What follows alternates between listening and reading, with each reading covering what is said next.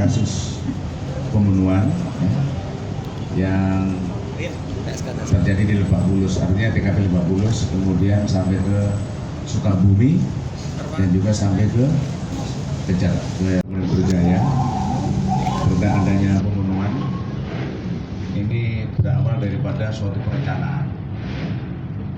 Berawal dari suatu perencanaan sekitar bulan Juli. Temuan antara tersangka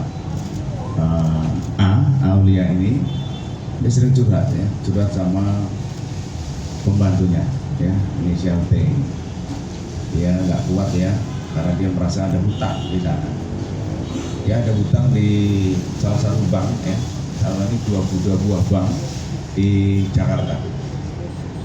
Jadi salah satu ada hutang 2,5 M, kemudian yang satu 7,5 M. Dia ada di 2 buah bank, di mana bunganya itu sekitar 200 juta lah per bulannya. Jadi dengan adanya hutang tersebut, ini diusah terus ini tersangka A ini, dan dia berupaya untuk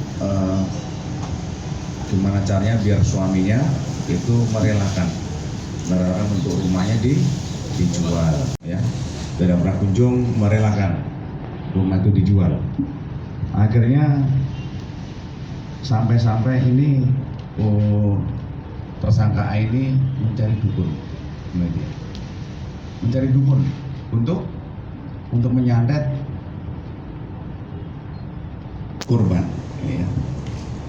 Jadi dia berupaya, akhirnya dia mencari dukun untuk menyantet. Biar apa? Biar meninggal. Dia mengeluarkan uang sebesar 40 juta rupiah untuk biaya ke dukun untuk menyantet suaminya. Tetapi suaminya tidak mempan, tidak mempan disantet, nggak mempan. Kemudian apalagi upaya tersangka ini juga mencari senjata api untuk menghabisi suaminya yang dia akan menembak di sana. Jadi dia sudah mengeluarkan uang berapa untuk mencari senpi?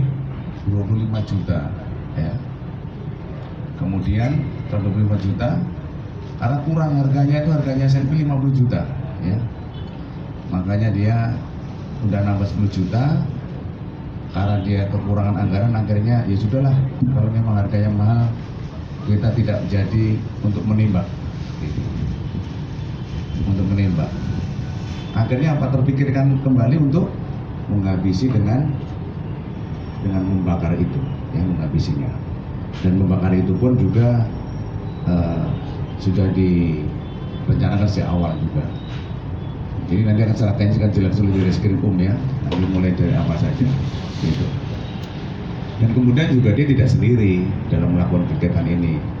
Dia dibantu sama keponakannya, nanti dibantu sama tersangka yang dari Lampung, yang inisial A dan S itu, dan juga di dalam perencanaan itu pun juga ada orang lain, yang juga ikut serta dalam perencanaan untuk melakukan suatu pembunuhan itu, di situ.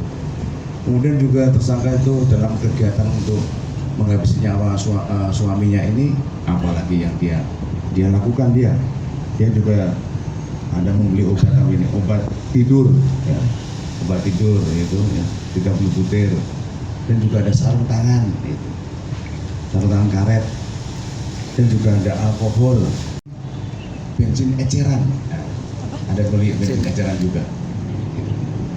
Kemudian juga tersangka ini juga membeli apa lagi, obat nyamuk. Ada obat nyamuk yang spiral itu, obat nyamuk itu semua ada fungsinya, ada gunanya semua. Itu kos kaki, itu nanti ada sarung tangan, dan ada handuk juga. Nanti ada fungsinya. Nanti di Reskrim yang akan menjelaskan secara rinci itu semua, Jadi semuanya sudah terpola, sudah terencana, Nanti hari per hari, per jam sudah direncanakan semuanya, Sampai nanti ada kejadian memberikan minuman keras, teras itu ada juga di rumah di Lebak Bulus itu. Ya. Jadi itu sampai ada tetangganya pun bagaimana mengelabuinya, ya ada tetangga sebelah kanan rumah itu sampai menanyakan saat ada kejadian kebakaran, ya, kebakaran di lantai atas, kenapa dia tidak mau masuk ke rumah itu, ya di situ. Nanti jelaskan semua sama Pak Dires gitu. Tetangganya tanya kenapa nggak mau masuk Pak, udah cukup sudah di sini aja, tidak tahu sudah padam kok ya kebakaran itu. Jadi semua ini kejadian semuanya ini ya. Kasus ini berawal pada bulan Juli, ya, di mana saudara AU ini curhat kepada mantan pembantunya yang bernama TN. Ya, intinya dia curhat karena merasa kesulitan membayar utang, ya, kepada bank yang nilainya hampir 10M dari dua bank. Ya, bank yang satu 2,5M, bank yang satunya adalah 7,5M. Jadi totalnya 10M. Nah, untuk utang di bank ini dia menjaminkan 2 sertifikat, yaitu rumah yang di Lebak Bulus dan yang di sampingnya, yaitu bengkel yang digunakan juga untuk usaha jualan makanan. Nah, diagunkan di bank, dari hasil apresial itu senilai 14M. Ya. Bunga berjalan, dia kepayahan sehingga dia curhat karena tidak diizinkan oleh suaminya untuk menjual aset tersebut. Ya, sehingga dia minta bantuan bini PN, ya, untuk mencarikan orang yang bisa membunuh suami, yaitu dan juga anaknya, ya, DM.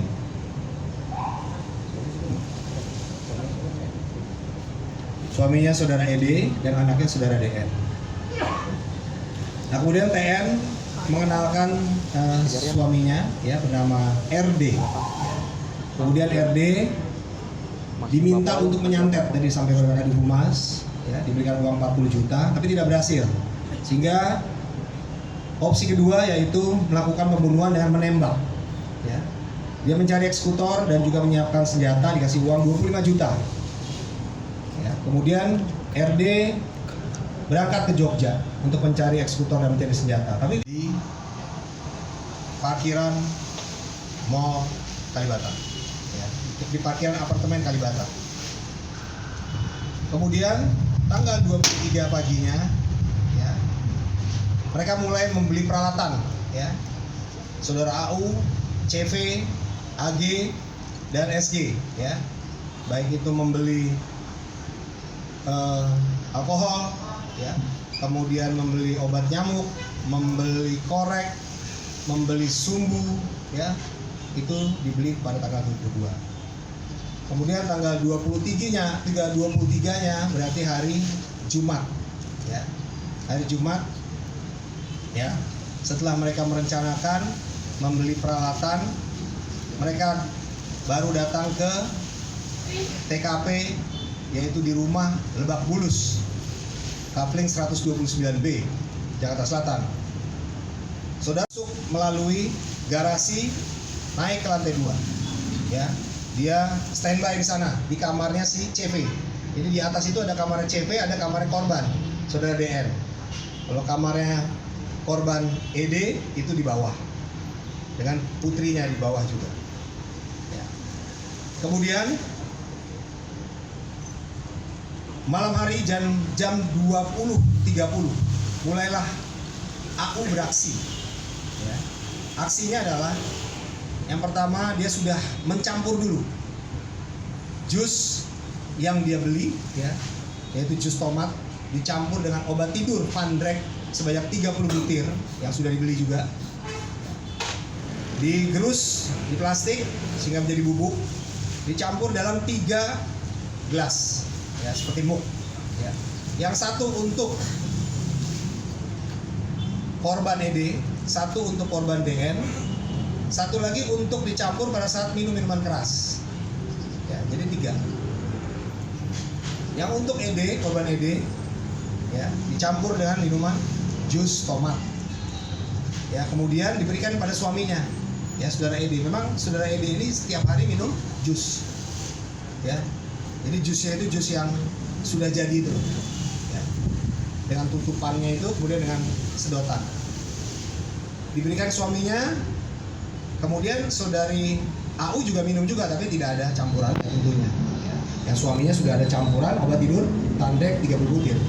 Kemudian naiklah ke atas saudara AU, saudara SG, dan saudara AG. Ya. Kemudian secara bersama-sama kembali, ya, saudara CV dengan kain kuning juga yang sudah dikasih alkohol membekap. Jadi ini CV yang mengeksekusi mulutnya. Saudari AU membantu, ya, memegang tangan, saudara SG memegang perut, saudara AG memegang kaki. Bersama-sama dibekap oleh saudara CV di mulutnya, ya, hingga tidak sadarkan diri, tidak berdaya, dan diduga meninggal di lokasi di kamar DN atau korban atau di TKP. Korban saudara ED tertidur di kamarnya. Tidur di kamarnya. Setelah tertidur, saudari AU memanggil saudara AG dan saudara SG dari atas ke bawah untuk membantu proses pembunuhan sesuai dengan rencana, ya, untuk membekap dan diharapkan bisa meninggal. Kemudian saudara AU, ya, dengan menggunakan kain berwarna kuning yang sudah dicampur alkohol, ya, dia membekap.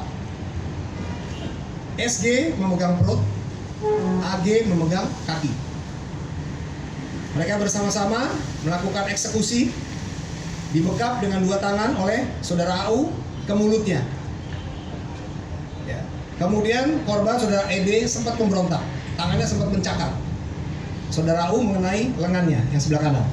Kemudian dibantu sama saudara SG yang memegang di bagian perut, ditarik tangan kanannya ke atas sambil kakinya didorong ke arah ketiak, sehingga tidak berdaya, ya, sehingga akhirnya korban diduga meninggal di kamar atau di lokasi atau TKP. Ya, selesai itu AU mengikat, ya, tangannya di belakang dengan menggunakan sumbu kompor, mengikat bagian kaki. Selesai ditidurkan, kemudian sementara CV dan saudara DN sudah pulang kembali ke rumah pukul 11 atau 23.00, ya, hari Jumat malam. Di atas, di bawah. Kemudian sempat sebelum naik ke atas, saudara DN minum jus juga yang sudah disiapkan, yaitu di kulkas, karena memang aktivitas sehari-hari seperti itu. Jadi pulang minum jus sudah disiapkan. Nah, itu sudah terbaca, makanya direncanakan. Sudah diisi dengan Tandrek 30 butir, dia minum karena pahit, tidak habis, dia taruh lagi di kulkas, dia naik ke atas DN. Ketemu dengan CV di atas.